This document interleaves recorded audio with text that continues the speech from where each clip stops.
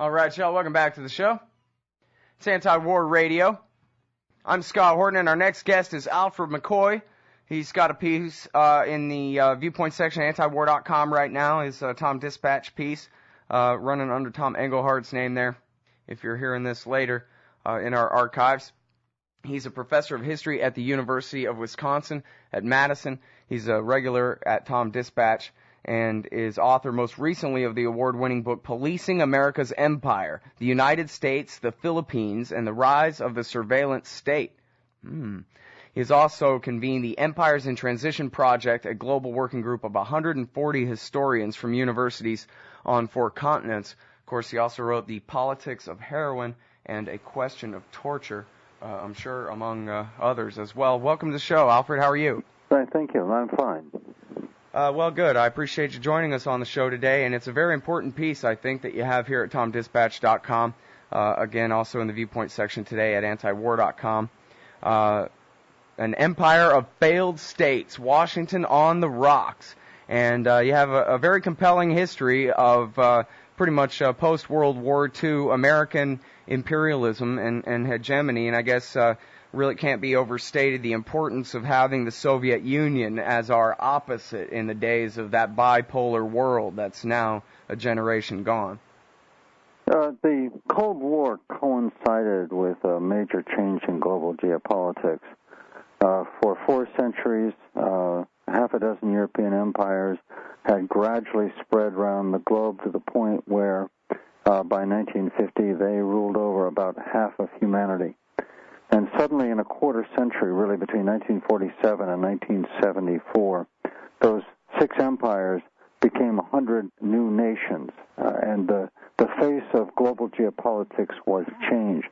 That set off an intense competition between the Soviet Union and the United States, as well as Britain and France, for the loyalties of those, the leaders of those newly emerging nations. Now, to wind back historically, in the 19th century, as European empires spread, they required the support of cooperating local elites, whether Fijian chiefs, Malay sultans, Indian maharajas, African emirs.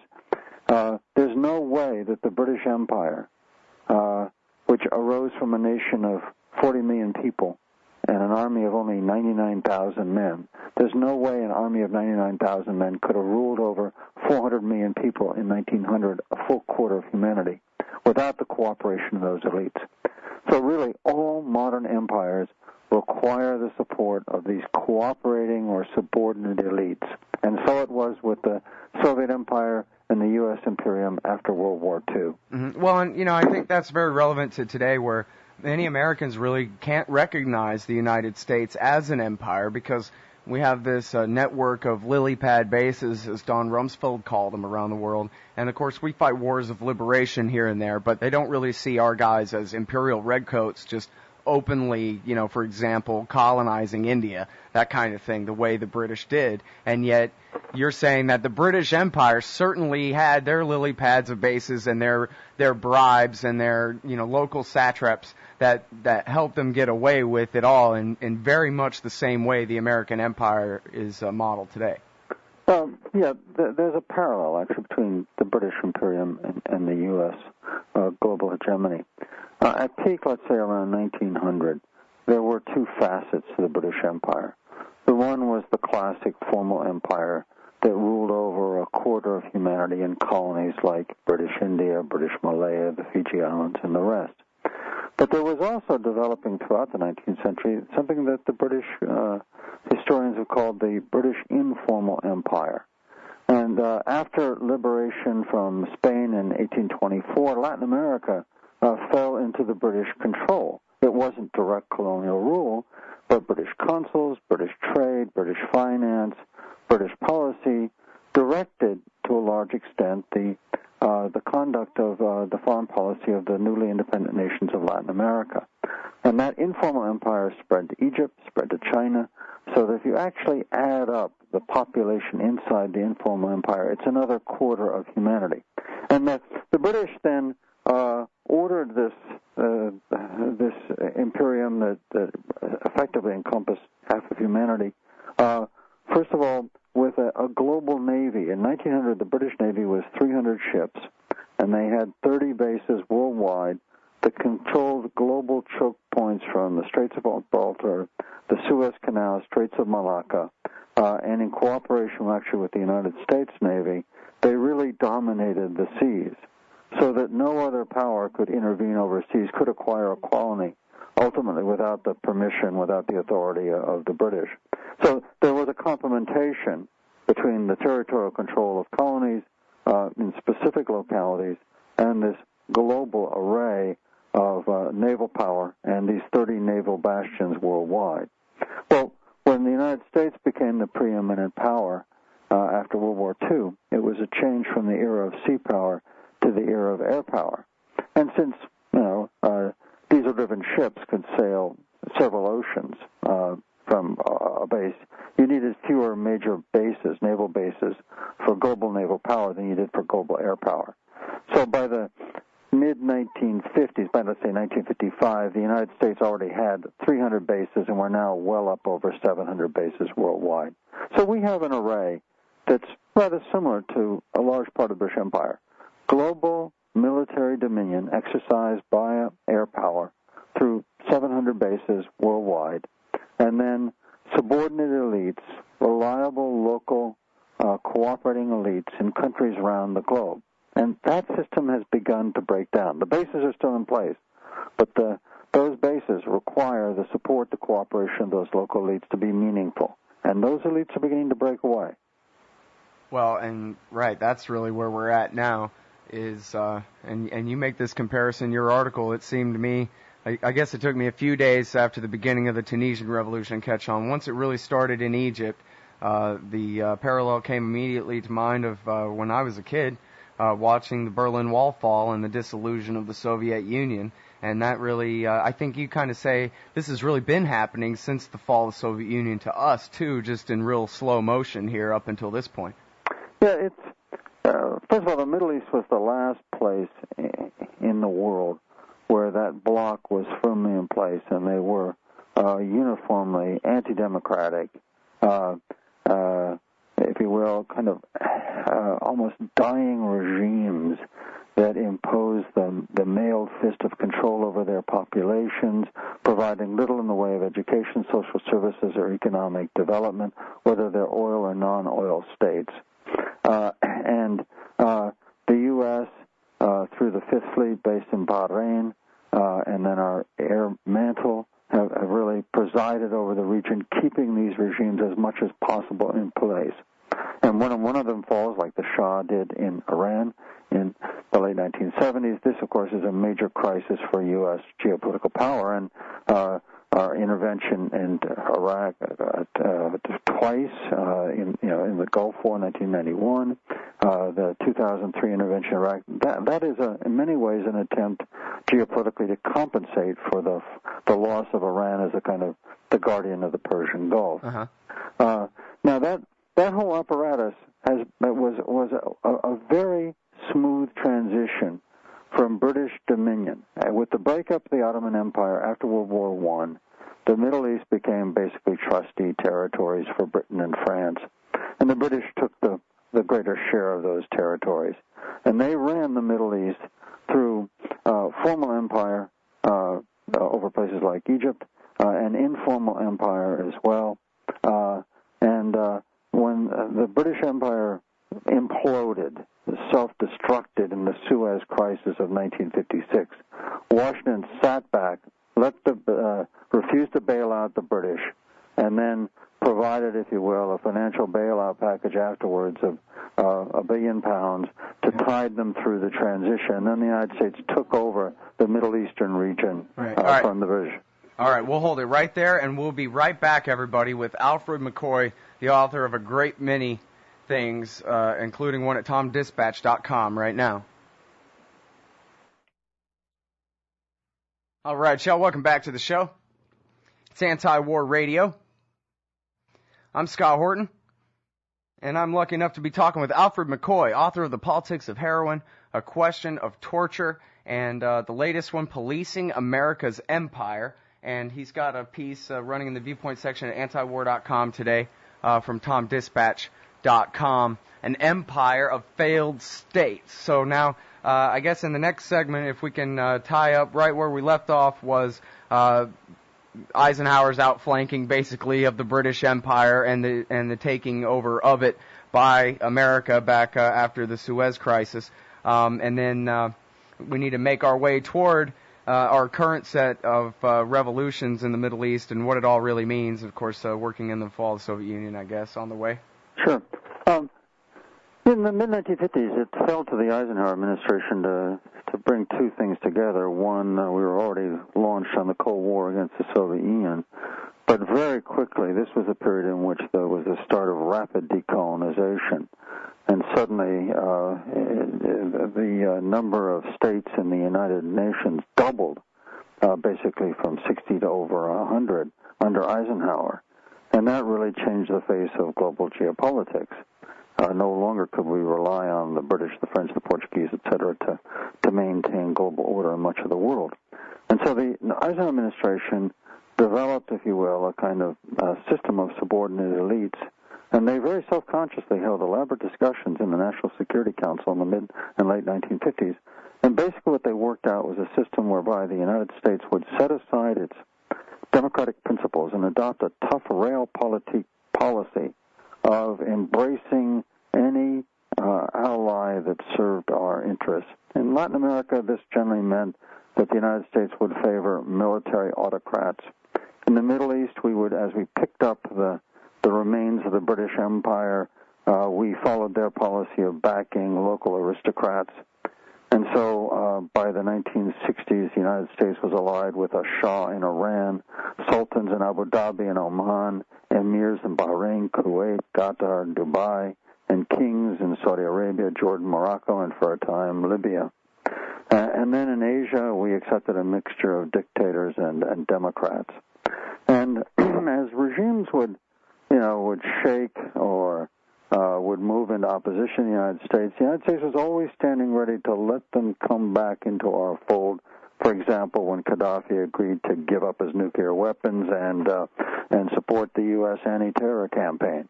So U.S. policy was actually quite supple, quite sophisticated in this regard. And throughout the Cold War, the United States battled increasingly in Africa against the KGB, the Soviet covert agency, CIA versus KGB, maneuvering to keep out Soviet weapons and to make sure that our guy got in power. So, for example, the United States worked to push Lumumba out of power in Congo and replace him ultimately with a reliable military ally, Joseph Mobutu, who plundered the nation for the next 30 years with our understanding, tolerance, and support. Once the Cold War came to an end, however, not only did the Soviet Union very quickly lose its satellite nations, its control of 14 states on its borders, but also, invisibly, the world began to change. First of all, in the last 20 years, we've seen the rise of the BRICS, so-called BRIC nations, Brazil, Russia, India, and China, and now South Africa. And these are dynamic states that have a great deal of capital for investment, are voraciously hungry, in the case of India and China, for raw materials. And this provides a lot of alternatives. Moreover, multinational corporations have detached themselves from their national base, and they begin to operate almost as autonomous global forces. So in this, the sum of these two trends, which we call globalization, has meant that we're in a much more diffuse world than we once were. Developing nations no longer have to attach themselves to a single state. Moreover, as the world has gotten more complicated and multipolar, U.S. influence has begun to diminish. States have alternatives, sources of arms, sources of capital, development, markets, all the rest. And so basically, not only was the end of the Cold War the end of the Soviet Union, but it was also the beginning of the end of this U.S. system of global power.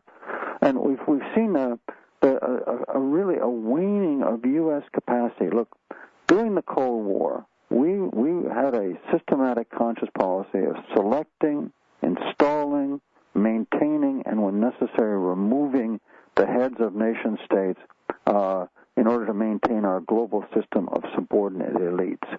Well, since 2001, look what's happened. There was a coup in 2002 that U.S. backed to get rid of Hugo Chavez. It lasted about a day, and he's still in power. In 2008, the Bush administration tried to move Georgia out of the Soviet orbit. That turned out to be a disaster. In 2009, the United States backed the opposition in an attempt to overthrow Ahmadinejad in Iran. Again, another disaster, another failure. Hey, they did a regime change in Iraq and handed the whole place to the Ayatollah. Yeah, but think about that.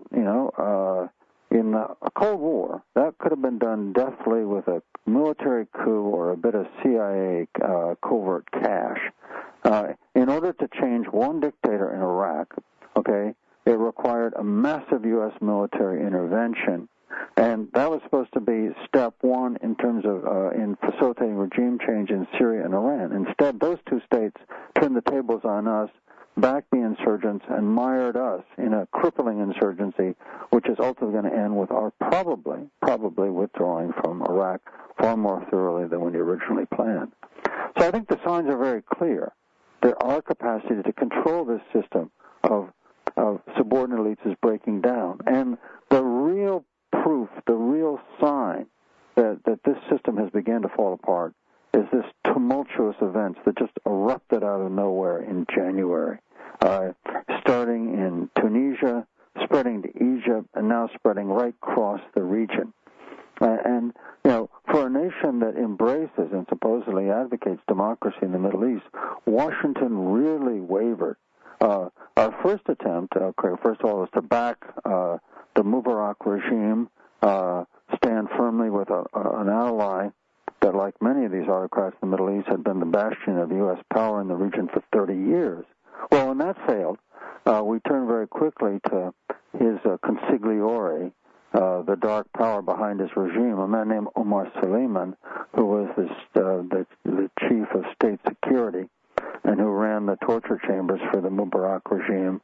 When we did rendering of suspects from, let's say, very controversially, Italy to Egypt, it was Omar Suleiman who was the CIA's interlocutor, their ally in putting these suspects in through the Egyptian torture system.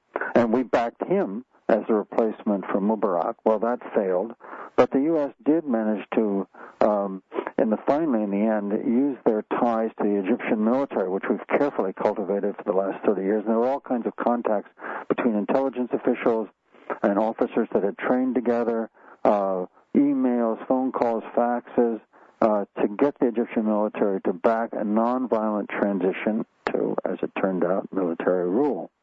So the United States is still struggling to adapt and to maintain its position in the Middle East. But ultimately, I think there are clear signs that this is breaking out of U.S. control. Mm-hmm. Well, Alfred, last week when I talked with Phil Giraldi, former CIA agent, about all this, one of the major themes was just the incoherence of all this policy. And when you talk in the long view that you talk about the rise and fall of the American empire here, it reminds me of Carol Quigley's book, Tragedy and Hope, where he tracks the rise and fall of civilizations throughout human history, and he says that world empire is the last stage before you kill yourself. This is when your society's decaying, and so you lash out in this sort of adolescent attempt to just get your hands on everything you can on the way down, like doing everything you can to stop from dying, no matter even if it's the chemo that's killing you or whatever. You know what I mean?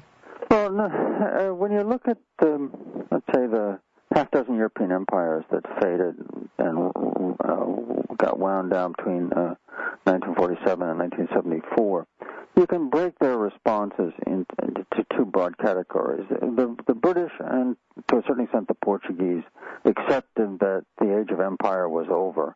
And with the exception of the Suez disaster, the British were actually quite rational, quite sophisticated in the way that they withdrew themselves from colony after colony. They gave up control over a quarter of humanity very, very quickly in generally rather peaceable transfers of power.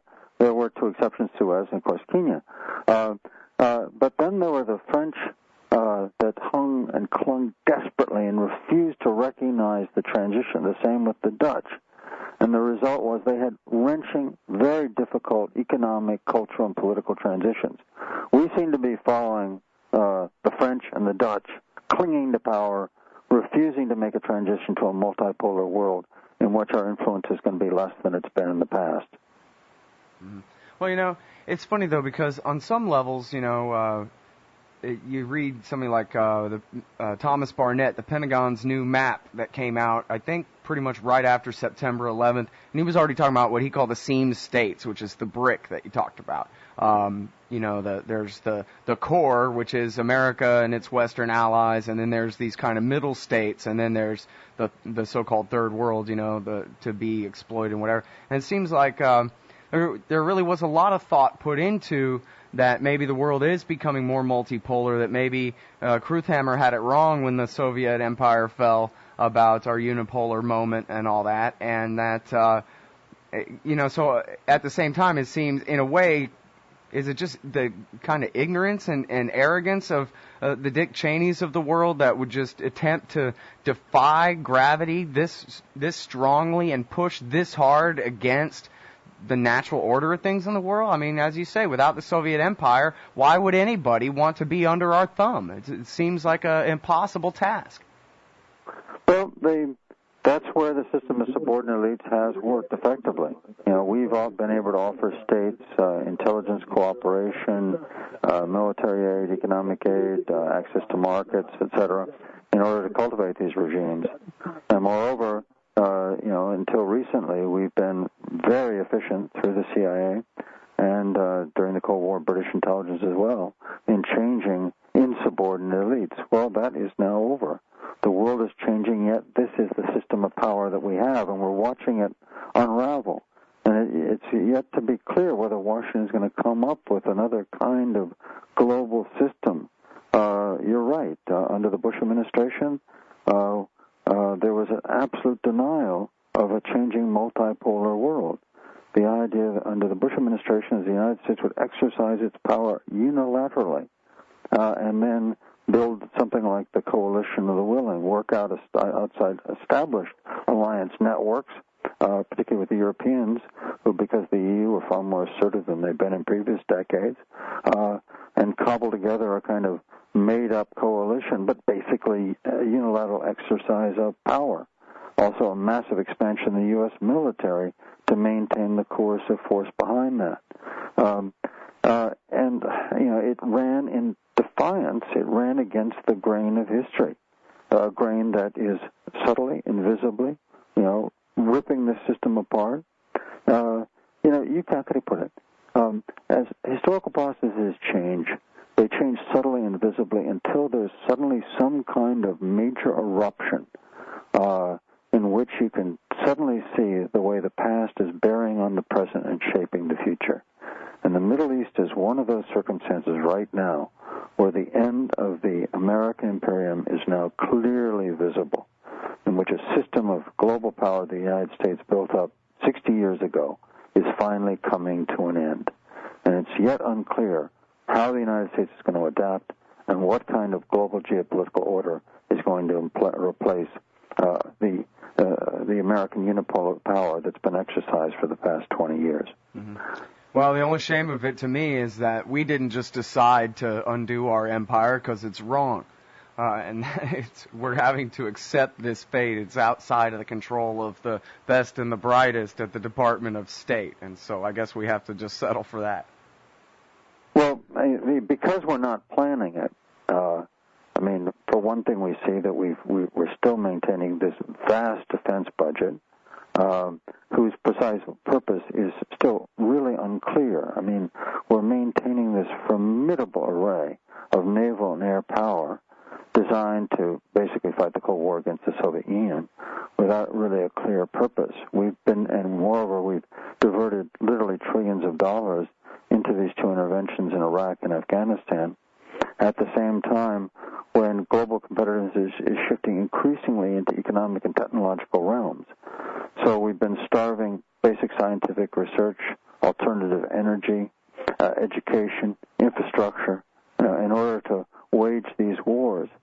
And yet the real arena of global competitiveness is the realm of science, technology, and economic innovation. And so we're falling behind behind very dramatically our competitors in these critical areas while we're clinging to the old array of power. All right, well, we'll have to leave it there, but that's very well said, the whole thing, and especially that last part. I'm so happy I finally got you on the show, sir. Thank you, Scott. Good talking. Everybody, that is Alfred McCoy. He's the author of The Politics of Heroin, A Question of Torture, and Now Policing America's Empire. The United States, the Philippines, and the Rise of the Surveillance State. The new one at TomDispatch.com is called An Empire of Failed States, Washington on the Rocks. It's also available at antiwar.com in the Tom Engelhart archive. And we'll be right back.